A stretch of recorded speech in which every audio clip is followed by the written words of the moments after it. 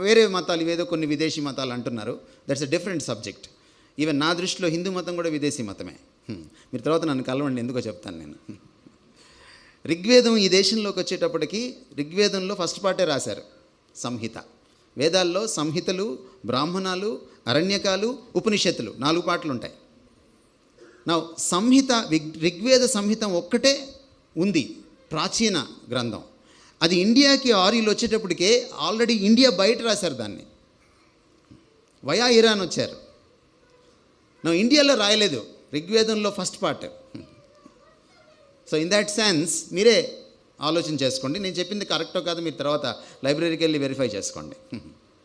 దాన్ని పక్కన పెడదాం, విదేశీ మతమా స్వదేశీ మతమా పక్కన పెడదాం. మన దేశంలో మతాలను మీరు తీసుకుంటే ఎంత భిన్నత్వం, ఎంత విరుద్ధత, ఎంత కాంట్రడిక్షన్ కనపడుతుందో మీరు చూడండి. ఒక ఆయన అద్వైతం అంటాడు, ఇంకొక ఆయన ద్వైతం అంటాడు, ఒక ఆయన 2 రియాలిటీలు అంటాడు, ద్వైతం. మీ కర్ణాటకలో మధ్వాచార్యులు ఎక్కువ కదండి, ద్వైత మతం ఎక్కువ. మీ సెల్ ఫోన్స్ని కొంచెం సైలెంట్లో పెట్టుకుంటారు, ఇఫ్ యూ డోంట్ మైండ్. కానీ అద్వైతం ఆయన ఏం చెప్పాడంటే, నువ్వు లేవు నేను లేవు, అంతా ఒక్క రియాలిటీయే, that is God, Brahman. Quite opposite. అద్వైతం ఆయన దేవుడికి గుణం లేదన్నాడు, నిర్గుణ బ్రహ్మం అన్నాడు శంకరాచార్యుడు.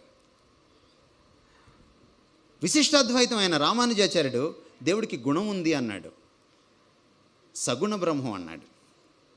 Look at this.